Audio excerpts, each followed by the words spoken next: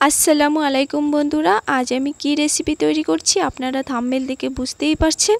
তো ভিডিওটি শেষ পর্যন্ত দেখতে থাকুন। আমি আজকে তৈরি করছি বাঙালির সবার পছন্দের রেসিপি চিকেন পটলের দোরমা। এর জন্য আমি কিছু পটল নিয়েছি, টাটকা পটল। এগুলো সাইডগুলোকে কেটে নেব। পটলের সাইডগুলো কাটা হয়ে গেছে। এখন ভেতরের অংশগুলোকে একটা ছুরি দিয়ে আমি বের করে নেব।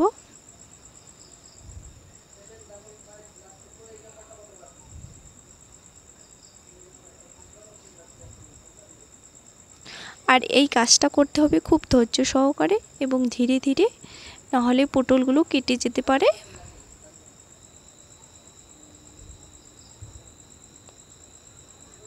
দেখুন কত সহজে আমি ভিতরের অংশগুলোকে বার করে নিয়েছি, ভেতরে একটুকু নেই। এখন ভালো জল দিয়ে পরিষ্কার করে নেব।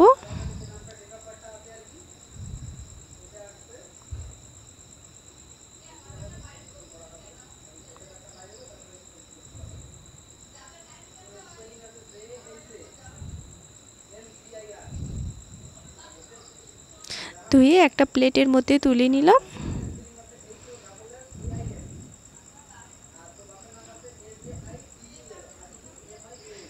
সেম ভাবে আরো ধুয়ে নেব।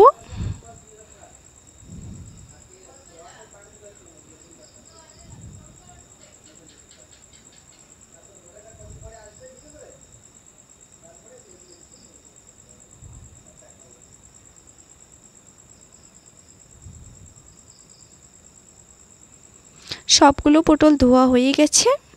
এখন লবণ হলুদ দিয়ে মেখে নেব।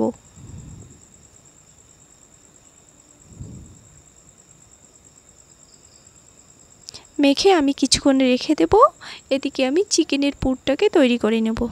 এর জন্য কড়াই বসিয়ে তেল দিলাম। তেলটা গরম হলে এর মধ্যে পেঁয়াজ কুচি, রসুন কুচি, কাঁচা লঙ্কা সবগুলো দিয়ে হালকা করে ভেজে নেব।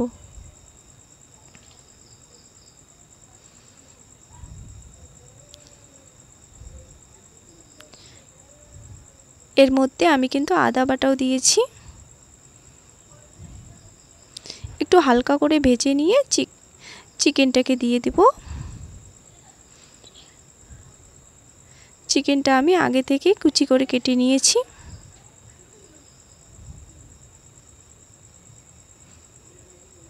চিকেনটা দেওয়া হয়ে গেলে এর মধ্যে লবণ, হলুদ গুঁড়ো, লঙ্কা গুঁড়ো দিয়ে আরও কিছুক্ষণ নেড়ে চেড়ে নেব। জিরের গুঁড়ো,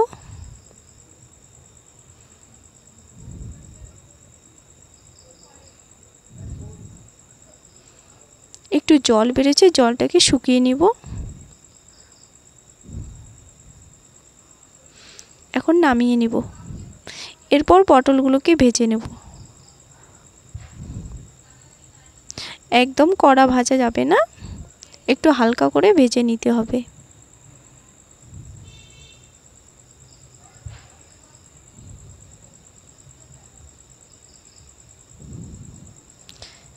হালকা করে ভেজে নিয়েছি। এখন পটলগুলোকে তুলে নিব।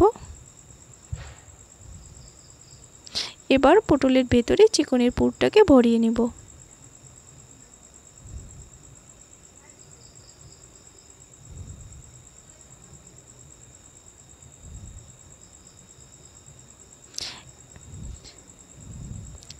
একইভাবে সবগুলো পটলে আমি চিকেনের পুরটাকে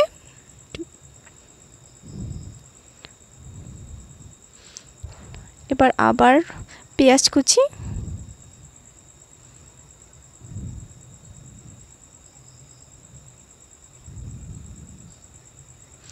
দিয়ে কিছুক্ষণ পেঁয়াজটাকে ভেজে নেব।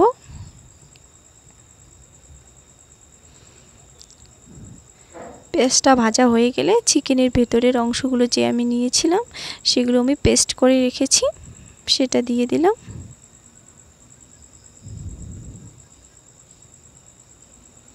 এখন লবণ, লঙ্কা গুঁড়ো, হলুদ গুঁড়ো, জিরার গুঁড়ো, ধনে গুঁড়ো দিয়ে আরও কিছুক্ষণ নেড়ে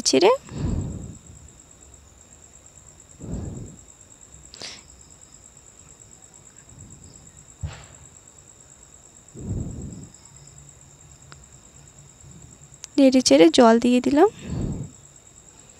এখন একে একে পটলগুলোকে দিয়ে দেব।